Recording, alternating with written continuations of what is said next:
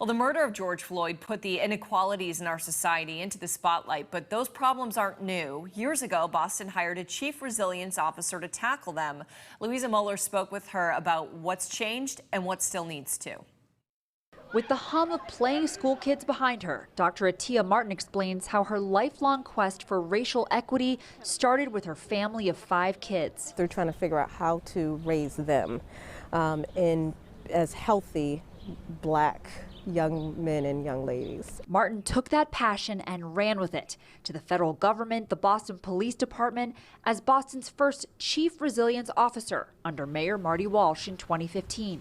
To explicitly say racism is a challenge that's impacting every single aspect of resilience. So when George Floyd's murder sparked protests and calls for sweeping racial justice, Martin says she couldn't help but think we've been here before. You know, every now and again, yes. This time, Martin worries that for some, the conversation may be surface level. There's a lot of what some people have referred to as feel-goodism. But she refuses to pass up a good opportunity to frame how racism hurts everyone. There's a tendency for people to think equity and think, oh, I want to help those poor people of color. It costs our society billions of dollars, discrimination, and for organizations when you think of turnover. Now Martin, a lifelong Bostonian, is using her company, All Aces Incorporated, to help businesses and organizations understand and confront racism.